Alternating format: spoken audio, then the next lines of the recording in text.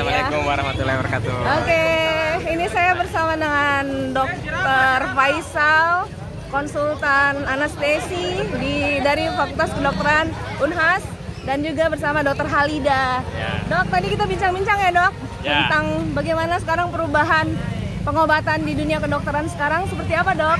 Ya.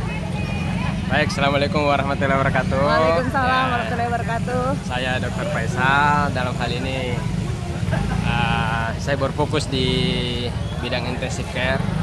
Saat ini terkait beberapa strategi atau teknik-teknik dalam penata laksanaan pasien.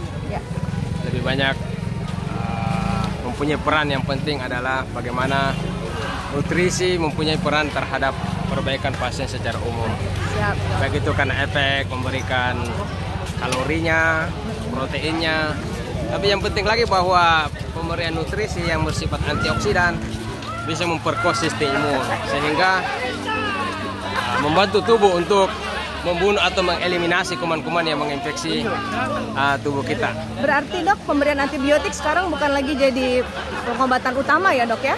Ya, tetap juga tentu tergantung severity daripada Kalau dia berat ya. pasien itu. Tapi jika masih ringan dok, Kalau masih ringan, maka yang paling baik adalah bagaimana sistem kekebalan tubuh kita sendiri yang membunuh atau mematikan kuman yang menginfeksi. Sehingga dengan pemberian nutrisi memperkuat sistem imun kita sendiri yang akan membunuh kuman tersebut. Masya Allah. Berarti dok, salah satu kan produk yang kami pasarkan adalah propolis mengandung antioksidan yang tinggi. Insya Allah. Insya Allah bermanfaat ya. Nanti tinggal dilihat aja beberapa referensi atau literatur pendukung daripada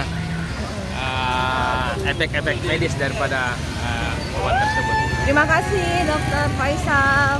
Kami melaporkan dari Fakultas Kedokteran Unhas bersama Dokter Dia Halida. Natalis Unhas ke 64.